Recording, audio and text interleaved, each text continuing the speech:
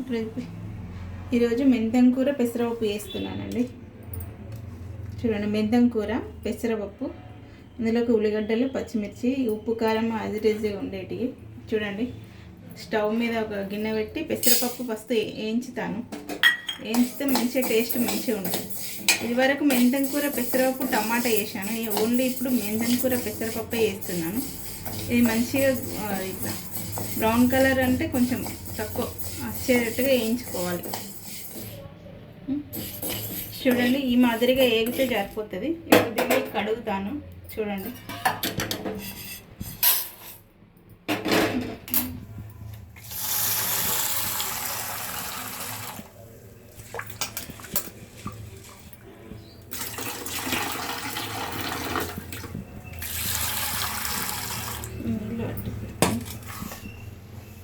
Oil వస్తుంది బాగుంది.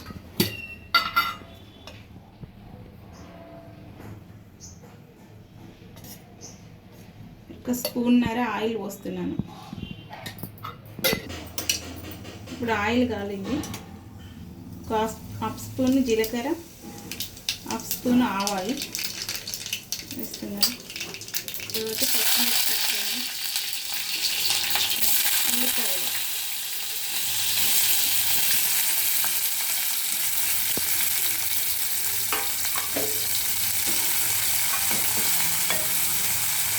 ఇవి మంచిగా గోలాలి.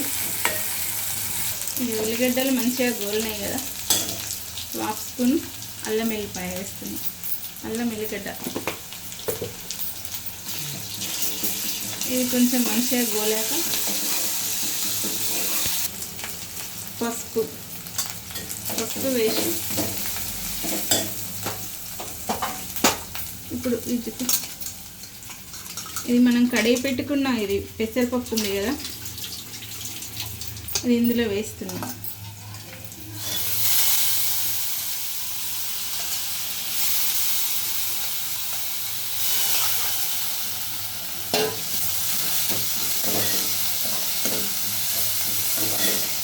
ఇది ఒక నిమిషం ఇట్లా మంచిగా గోలాక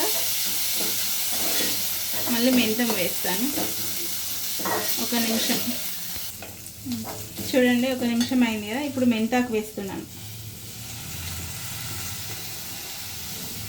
మెంతం ఆకు వేస్తున్నాను. ఇది మంచిగా కలుపుకోవాలి.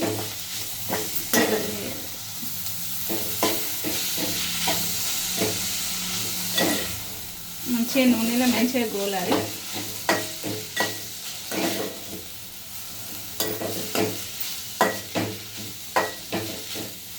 ఇది ఒక నిమిషం ఉండాలండి, నూనెలో మంచిగా గోలుతుంది. చూడండి, మెంతాకు మంచిగా మగ్గినట్టు అయింది కదా. ఇప్పుడు కొన్ని వాటర్ పోస్తున్నాను. ఇది మునిగేంత వరకు వాటర్ పోస్తున్నాను.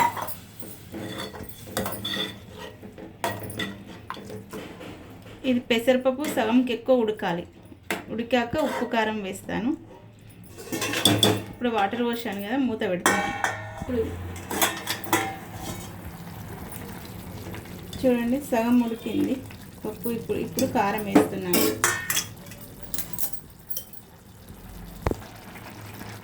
చూడండి, ఒక 10 నిమిషాలు అయింది కదా, సగం ఉడికింది. ఇప్పుడు కారం వేస్తున్నాను. ఒక స్పూన్ వేసిన,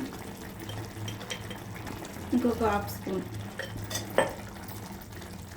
ఉప్పు ఇప్పుడే వేయద్దు, ఇంకా కొంచెం ఉడికాక వేయాలి, ఎందుకంటే పప్పు మళ్ళీ ఉడకది. అందుకోసం మళ్ళీ ఒక 5 నిమిషాలు పెడతాండి. చూడండి, 5 నిమిషాలు అయింది.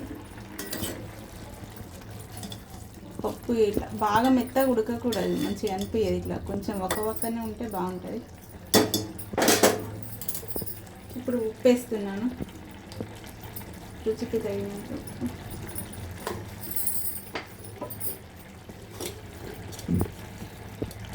కొంచెం ధనియాలు, జీలకర్ర పొడి వేస్తున్నాను.